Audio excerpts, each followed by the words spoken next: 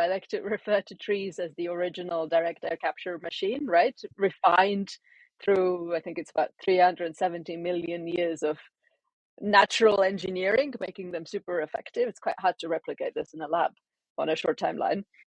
Hi, everyone. Welcome to the Climate Confident Podcast. My name is Tom Raftery, and with me on the show today, I have my special guest, Lisett. Lisett, welcome to the podcast. Would you like to introduce yourself? Sure. Thank you for having me, Tom. So, my name is Lisett. I'm the co founder of Arbonics. Arbonics is using data and technology to help bridge the gap between landowners who want to do more to store carbon in their forests and companies who want to support forests to compensate for their CO2 footprint. We can talk more about how exactly that works later. Okay, superb. And why? As in, give me a little bit of the backstory to Arbonics. You're one of the co-founders. So what made you decide to set up a forestry data company? Absolutely. I think the first thing that put me on this path, which I didn't get to choose, is being born in Estonia. So I am Estonian. Estonians, I have heard us described as forest-loving pagans. Half of our country is covered in forest. And, in Central Europe, when fairy tales, bad things happen in the forest. Hansel and Gretel go to the forest and the witch eats them. In Estonia, forests are where you go for safety and for peace. So that's the first thing is, a love of forest kind of runs in my blood. But then more practically, I was working in investments and investing in forest land, which is also where I met my now co-founder. And in the process, we discovered that if you are a forest owner with a strong climate focus, you didn't really have a lot of options on the table, because the primary way to get money out of your forest is through cutting it down and selling the timber, which might not be what you want to do if you want to protect the natural environment. And so we built Arbonics to solve this problem that we initially had ourselves as, investors and landowners in the investment firm we were working in, which was, how do I bring more of the other value forests provide? So timber is one layer, then you have carbon, you have biodiversity.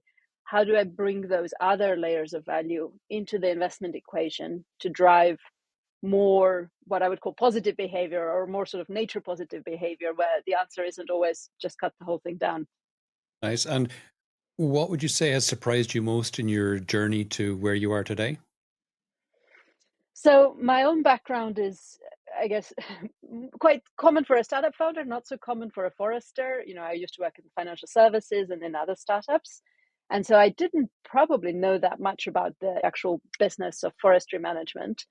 And I had perhaps bought a little bit too much into, I don't know if propaganda is the right word, but you often get a lot of press that makes it seem as if forest owners and people who are into environmental protection are necessarily on the opposing sides, that they have opposing interests and they, are due to fight. And one of the biggest surprises I had once we started working with landowners is they care about nature immensely. They're there day in, day out, planting trees by hand, measuring trees by hand, assessing the aftermath of wildfires or pest attacks. They truly care about nature, and they kind of get a bad rep of, like, these are the people with the saws that just want to cut everything down. So that was the biggest surprise, is actually, I think, landowners and forest owners can be big allies in the climate fight, rather than someone we need to set ourselves in opposition to. Okay. And you said half of Estonia is forested. So is there room for more forestry in Estonia? Are you going beyond the borders of Estonia? Talk to me a little bit about what your ultimate aims are and why, if it's already half forested. Yeah. So more broadly for Arbonics, our ultimate target is all of Europe. And we think actually across Europe, there's about 14 million hectares of land that's currently underutilized. So maybe low quality or abandoned farmland or pasture land. And the reason why is, historically, if you think, Europe went through a massive population growth in the sort of 17th, 18th centuries, and a lot of land was deforested and converted into farmland to feed the population. Since then, we've learned a lot about how to make farming a lot more efficient. So per hectare, yields are significantly up. And a lot of the marginal land just doesn't make sense to farm anymore, and actually would be serving better as forest. And the same story, but on a smaller scale, is very much true in Estonia. not to mention that Estonia and some of the other countries in our initial target, which is all of the Baltics and Scandinavia, have some of the lowest population densities. So we have here in Estonia, we have about the same amount of land as the Netherlands, but less than 10 times fewer people. So we have a ton of empty land per person, and some of that could really be turned into forests. And you're working with landowners who already have forests or who have land which could be turned into forestry, or both? Both. So we started out with empty land and converting that into new forests, which is called afforestation. And I specifically say converting into new forest, planting forest rather than just planting trees. I think there's a difference. A forest is a full ecosystem and it's more than just sticking a bunch of saplings in the ground. So that was our first solution. And then we have now existed as a company for 3 years. And as we spoke to more and more landowners, we were realizing there is also a need for existing forest land. So often the main solution there is complete clear cut when trees reach harvestable maturity. But actually, there are forest management styles such as continuous cover forestry, which basically just means you cut some of the trees and leave the others going, which will then naturally regenerate. And those have a lot of benefits in terms of carbon storage and protecting biodiversity and still enable you to bring out timber. And so now we have a second solution aimed at existing forests, which we call impact forestry. And impact forestry is all about, where suitable, moving forests away from clear cutting towards the selective harvesting with a goal of increasing carbon storage while still maintaining some timber. Because obviously you could also go the path of just say, we never cut anything again, just conserve everything. And we don't think that's necessarily a good path either, because timber is actually a very, carbon positive material, continues to store carbon. So you want to have timber, because if you don't, you're replacing it with materials with a much bigger footprint, like steel, like concrete. So we do want to maintain timber production. We just want to do it in a sort of way that continues carbon storage and protects biodiversity, if possible, to do at the same time. And impact forestry is about doing those two things at the same time. Nice. And for the landowners, how do they get paid, if you want to put it crudely? I think that's a very good question. That's the sort of starting point that I was describing, right? That they had a problem. Their only way of getting paid was harvesting. So we use carbon credits in the voluntary carbon markets, which kind of help the landowners out. So if you're traditional kind of cash flow, if you think as a forest owner, if you plant a new forest, your cash flow looks like this. Year 1 and 2 and 3, you have an initial negative cash flow of planting, maintenance, making sure that young forest survives. Then you have decades where nothing, maybe you have an occasional thinning, but not really any income. And then at the end, you have a massive payday. But with carbon credits, you can bring some of the income earlier. It's much smaller amounts, but it's annual, and then therefore makes that final payday much less relevant. And the same for this impact forestry, where you used to have just one giant harvest, and then you'd have the replanting costs. Now you have a bunch of small harvests supplemented by carbon credits for that extra storage you're doing.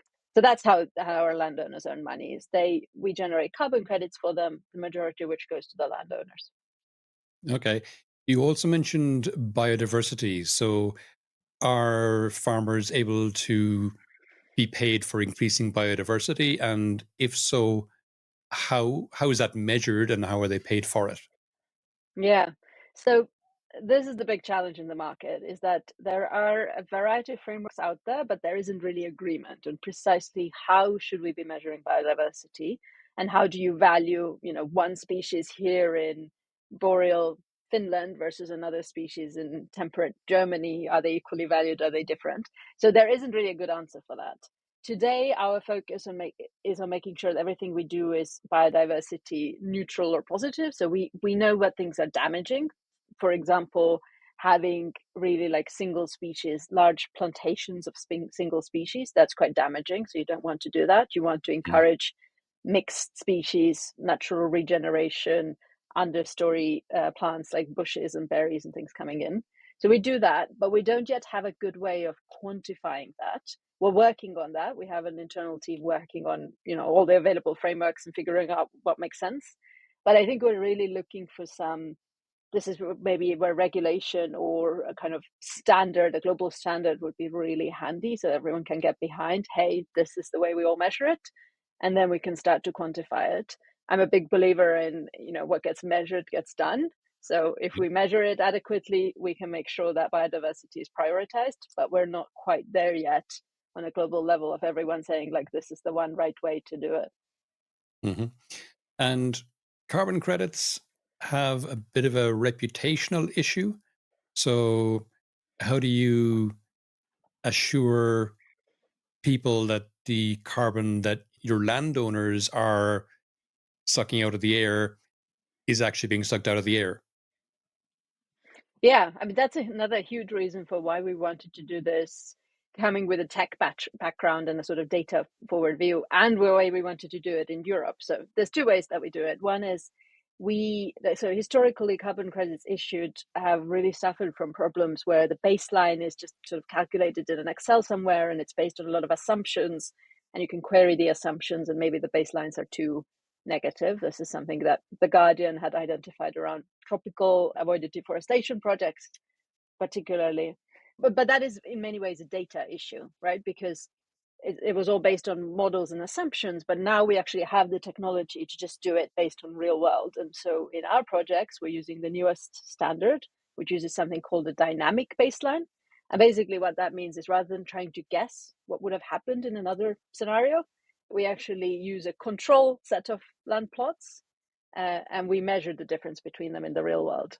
So that's one way, and we use that throughout our sort of project generation. So everything from assessing whether land is eligible, we do it in a very data-driven way, making sure that we're filtering out land where it's not suitable to plant, whether, for example, if it's really high quality soil that's better for farming, not suitable, or if it's anything with like wetland conditions, you shouldn't be planting trees, which will dry that up and actually release carbon from the soil. So we do a lot of like data-based land analysis, and we've taken what used to be, I don't know, weeks of emailing Excel back and forth and somebody going on site and kind of doing a guesstimate by holding their finger to the wind. And we're just doing this by aggregate all this data, running it through our internal digital twin and being able to spit out a report. So I think that's one way we're getting rid of some of those historical issues where you were never able to have transparency into what actually was measured. And then I mentioned that we're in Europe for a reason. So I think the second challenge is regulatory. For a lot of voluntary carbon market, it's in the name, right? It's voluntary. And so there wasn't necessarily any enforcement happening. But by choosing to do forest projects in Europe, where there's very strong forestry regulation and it's pretty strongly enforced as well, we have this extra layer of protection. So, for example, if you convert land in Brazil into a forest land, the next president comes in, you have no guarantee that it won't get turned into a giant parking lot or a palm oil plantation. In Mm, Europe, once you've converted empty land into forest, it's quite hard to deforest it, and the law is pretty strict on this. Again, varies country by country, but we do like legal analysis on a country-based level. So those are the two ways. Like we use really data to create more of that transparency, which I think will drive trust, and then we use regulation to further support what we're doing, which I think both should give the buyer more abilities to trust the credits, because it's not just what we say, it's what's actually out there happening. sure. I grew up in Ireland, and I distinctly remember the Irish National Forestry Organization called Quilta, and they were encouraging farmers to plant forests. But what tended to happen was they were planting things like Sitka spruce, which grows very quickly but is non-native and it's monoculture. You mentioned that you're encouraging your landowners to plant forests as opposed to trees, and you made that distinction of between forests and trees. So talk to me a little bit more about that, about are they planting a variety of trees? What kind of trees are they? Are they old growth trees? Are they, what are they? Yeah, walk me through that. Mm-hmm. So yeah, it differs based on the afforestation and impact forestry, right? Old growth, for example, is on the impact forestry side. On the afforestation side, it's always only native species, no non-natives. It's strongly encouraging a mix. There are multiple ways to achieve a mix. It doesn't always mean planting a mixture. For example, if you plant spruce, under suitable conditions, you will have birch naturally come and regenerate in between because the two of them work really well in combination with each other. One way in which we really drive landowners towards trying to like plant the right thing in the right place, which is the key to having a successful forest, is we Mm. use quite detailed soil analysis. So we break the plots when we're doing this pre-planting analysis. We break the plots down to these little 5 by meters hexagons, and for each of those, we know what the soil type is, and then we run through different scenarios to see what tree would do best on that one. And so often we give them a recommendation where on their parcel we'll say, in this corner, we recommend pine, here you should do birch, here you should do spruce. And all of those are native species. There is a limitation, like we would love to do more species. The bottleneck here is the availability of saplings for things that are non-commercial. So, we'd love to do more oak and broadleaf in general, but it's Hmm. very hard to access saplings. And so the best way to go about that, in the absence of sort of that sapling supply chain catching up, is to combine planting and natural regeneration. And that basically means that you do your planting, and then as you maintain it, you don't go and try and kill the other trees and cut them down, but you let them come, even if it's lower quality, like maybe alder, because it will make the forest more diverse and therefore more resilient. And then on the impact forestry side, you mentioned old growth forest, and that is a key thing for us, which is there are old growth forests out there that are in line to be clear cut, and we really Hmm. believe shouldn't be. Some of them should just be conserved. That's a whole different storyline, and some of that should be done on a governmental level, but there's a bunch that are commercial forests today. If we can take some of them, the ones that are best suited for switching from clear cutting to selective harvesting, that is what you're trying to achieve. You're trying to keep some of these really old trees growing so that they can naturally regenerate. If they've made it to that age, they're probably quite resilient. So you want their DNA to spread further. You want lots of little saplings growing up around them with the same sort of Hmm. strength. So there are things that you can do, but yeah, I'd say some good things to highlight here is there are challenges around the types of saplings that are available, and I really hope we're going to come along in the next couple of years, and that will probably one of the things where I don't know if it's us at Arbonics, but more broadly the industry will start growing more different types of saplings, and maybe even we can talk about ones that are more resilient to pests or drought and challenges like that. And forests have been quietly doing carbon removal for millions of years, long before humans figured out how to profit from it. Why are we only now really turning to them as a kind of a core climate solution? Yeah, it's a good question. I mean, absolutely true. I like to refer to trees as the original direct air capture machine, right? Refined through, I think it's about 370 million years of natural engineering, making them super effective. It's quite hard to replicate this in a lab on a short timeline. Absolutely, nature is a huge part of the carbon cycle more broadly. And I always like to quote these numbers out of an Oxford study, which was looking at carbon removal, which is that currently annually there's roughly 2 gigatons of carbon removal happening around the planet. So that's 2 billion tons. Of Hmm. that, 99.98% is done by nature. That's forests, oceans, soils, wetlands. And then the remaining 0.02% is other human ways, whether that's direct air capture or biochar or enhanced weathering. So tiny, tiny proportion. The majority is still done by nature. And I don't know why it's taken us so long to realize. I think maybe we've been taking it for granted. We just assumed it would always be there. But Mm. obviously, humans have this tendency of we need more stuff, we need more space, we need more food, we need more material, which we often then turn to nature to take it from there. And we kind of forget that it was maybe already serving a purpose. And in a way, I think that's quite natural, and it's very hard to stop. And it's very hard to argue with someone who says, I have to feed my kids. Like, what do you mean I can't cut down this forest to make farmland? But if you give them the right incentives, well, that is not the Mm. only choice they face, then I think we can ensure that every plot of land is being used in the most efficient way. And some land should be forest land, some land should be farmland, some land should be empty so that we can build housing for humans, right? We need to live somewhere. There is no one right answer. It's more about how do we get really granular and figure out the right path for each particular plot of land based on what we know about the conditions and the soil and everything, the location, etc. Okay. And I mean, you mentioned incentives. Are there financial instruments or incentives for farmers who are planting forests so that they don't have to wait until year 20 or year 30 to get that big payday. I know in some places you can borrow against future earnings, that kind of thing. Mm. Is there anything like that there for landowners? So this varies hugely by country. You mentioned Ireland. Ireland is actually an interesting case study. Ireland had one of the, I think it dropped to like one of the lowest levels of forestation in all of Europe. I think Yeah, at its lowest was at 9%. less, I think, but it's a historical thing where the country was pillaged essentially by the colonizers, and the people there had to cut down any kind of forestry at all to make any kind of living on the land. But that's a whole other conversation. Absolutely, but that kind of perfectly illustrates that this isn't a binary black and white story, right? This isn't like Mm. forest cutting bad. There were very good and very valid reasons why the Irish needed to feed themselves, and they needed fields for to grow food. But that meant that the Irish government has had a massive push for reforestation. So, for example, they actually do have subsidies for planting. And there is obviously a level at which, if you have a subsidy, then the voluntary credits are no longer additional, because if the subsidy is high enough, you would just do it for the subsidy. You don't really need the credits on top of it to make you decide to plant. And that is one of the things that goes into the calculations that we do as well. It's called financial additionality, and it's really taking into account these criteria.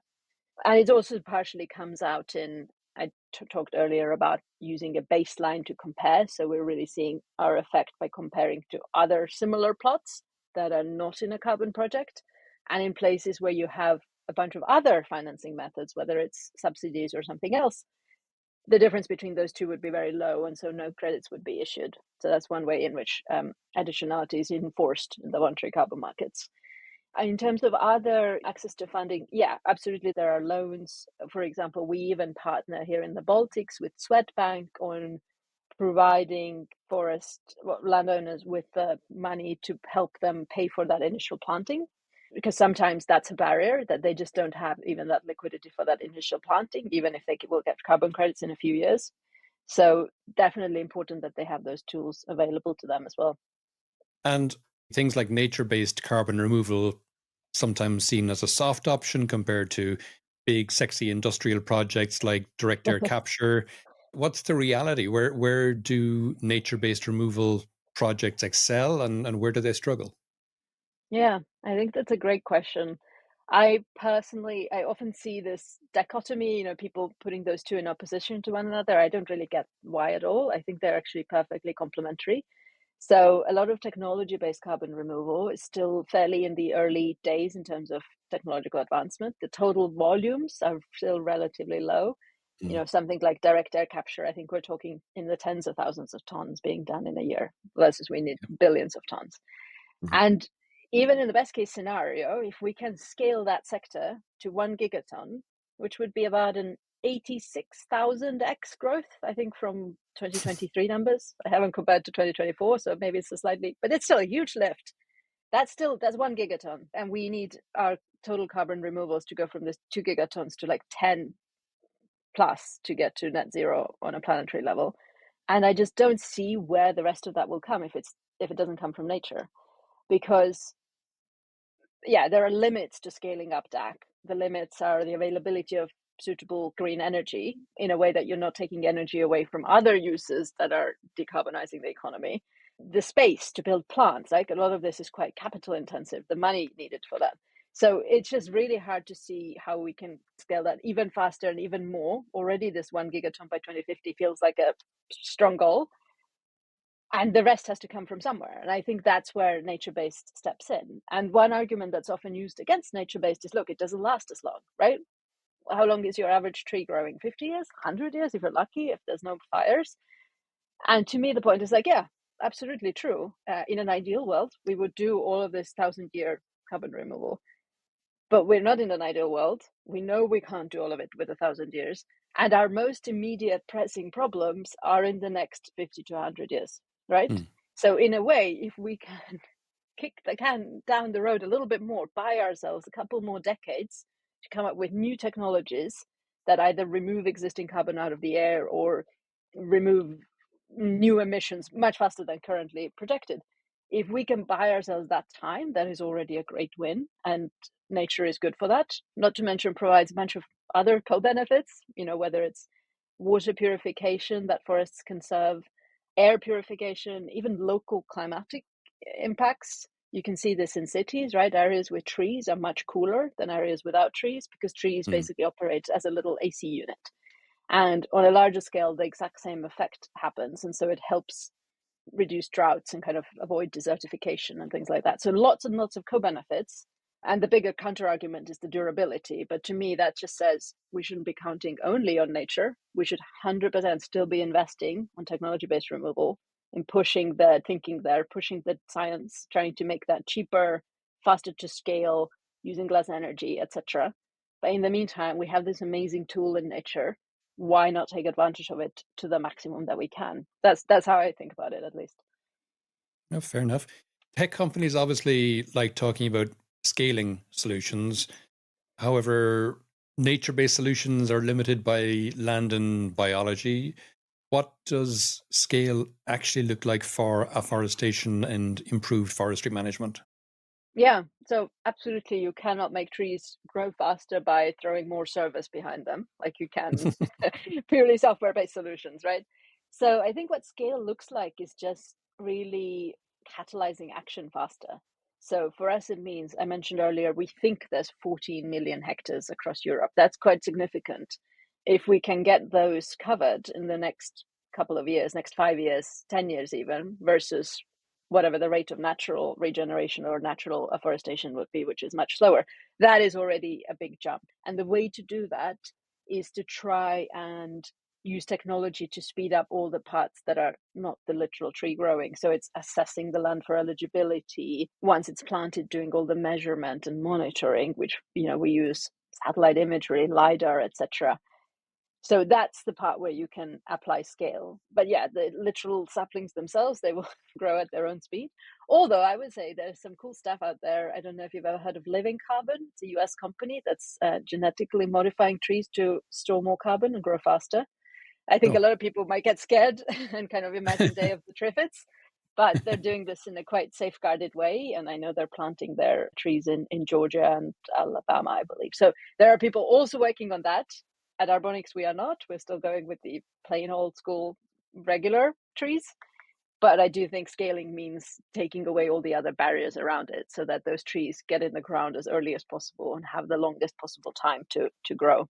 And it also means trying to do things like model and predict what the growing conditions might be in 50 years so that we can plant already thinking of the tomorrow. The trees that do well today may not thrive in 50 years in a drier, hotter environment or whatever the local changes. But we can use data and technology to predict that on a more granular level and therefore hopefully avoid losing some of them through, if we were to do it in a non-forward thinking way. And what does Europe look like when that 14 million hectares are afforested? Greener, hopefully. I guess you're asking what's the next step after that? Yeah. Hmm. I mean, the next step and something we do have to work on in parallel is protecting the existing old growth forests we have, right? And that's where impact forestry comes in. But more broadly, even outside of our specific solution, the other thing we need to do is make sure that our existing forests, we have this very careful equation to balance, which is our need for timber and our need to keep the forests growing. And this is an equation we will keep balancing over the coming decades. Because again, I don't think there's a scenario in which we just stop using timber. I mean, we could, but we would end up with increasing our emissions, not reducing them. So that is a challenge. And again, we can use data and technology to figure out what forests we really need to protect. Maybe there are some places where we essentially say, look, this here is like a tree farm. There's not a particularly biodiverse area. We're just going to focus on getting as much timber cycling through on these particular plots as we can, because that timber is going into long-term usage. And this land was not a very valuable forest in the first place. And we need some timber for the market. Here on this plot, we're going to keep doing that. Whereas here, where we have an old growth forest with a very biodiverse environment around it, this we protect at whatever cost. And the cost might be doing some very commercially intensive forestry over here.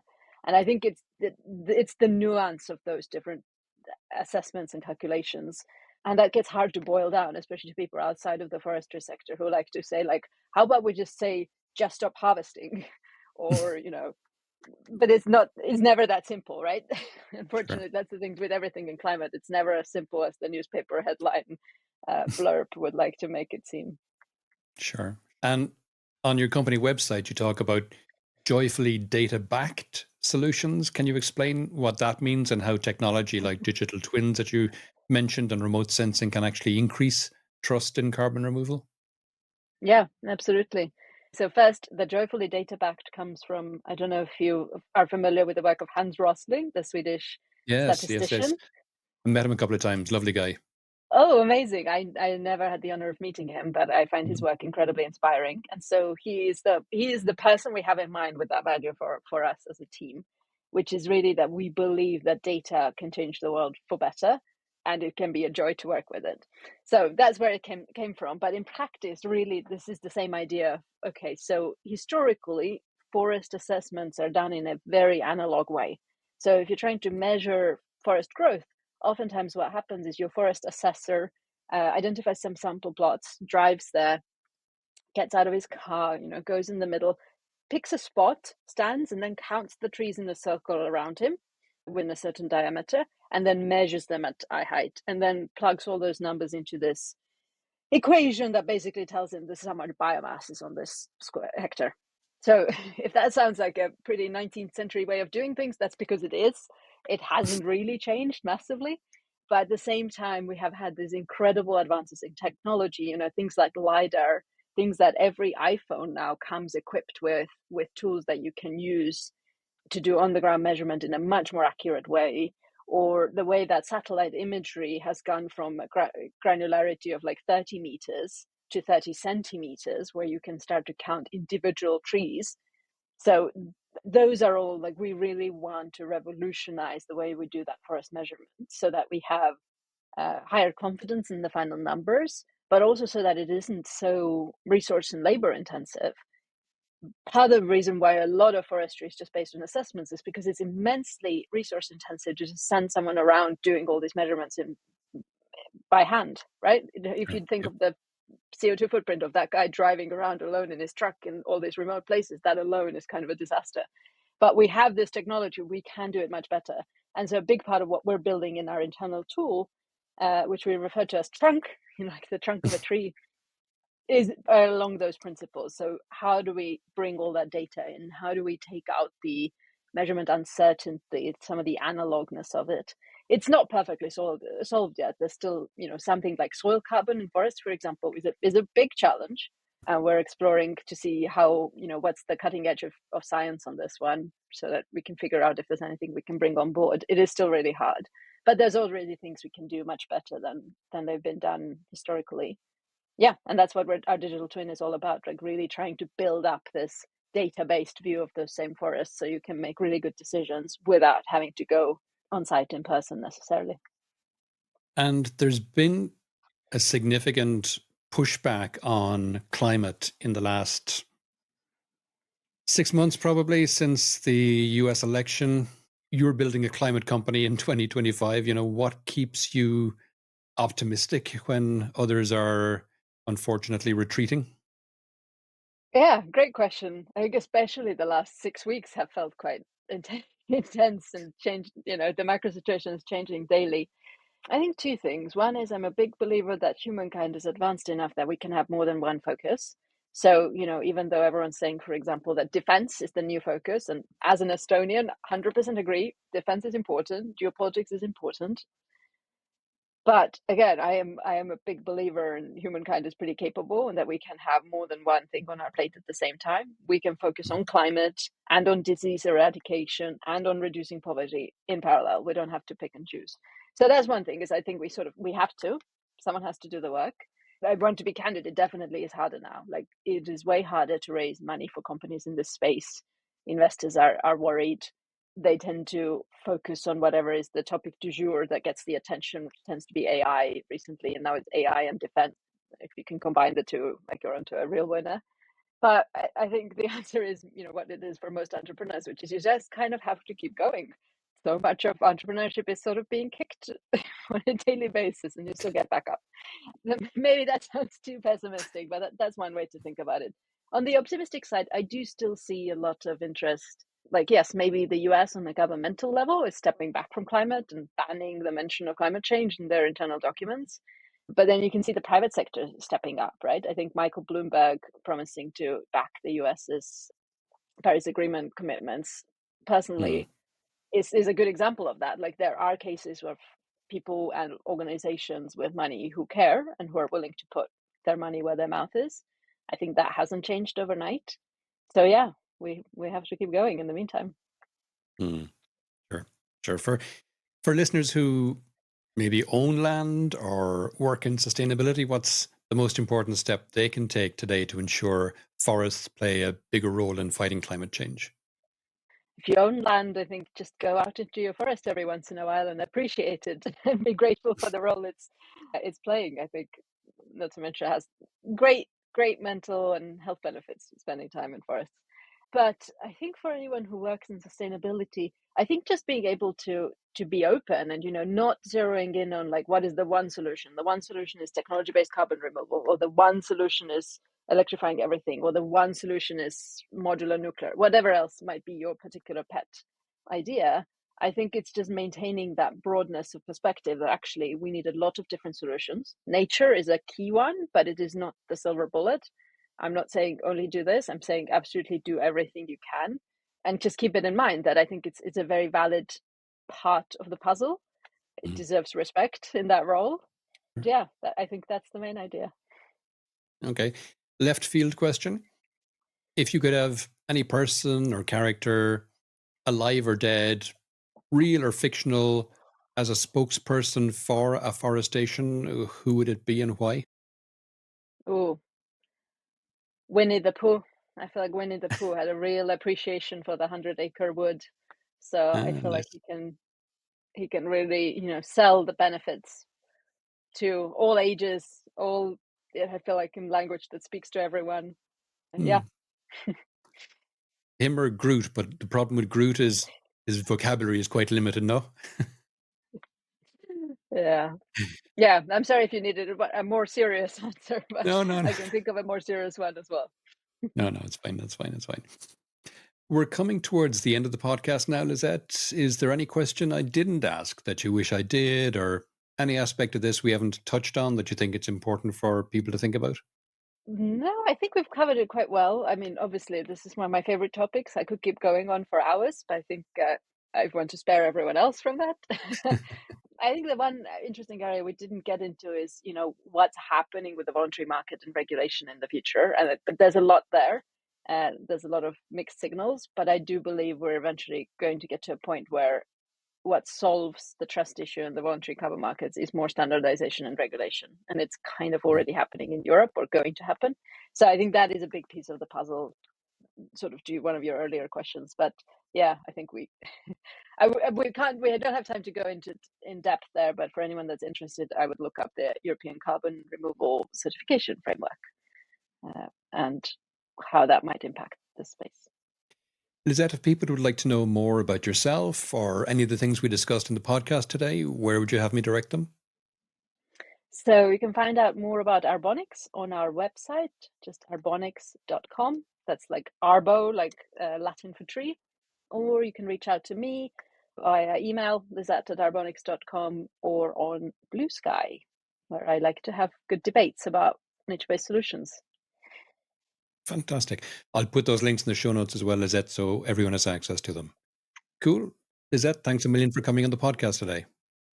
Thank you for having me, Tom.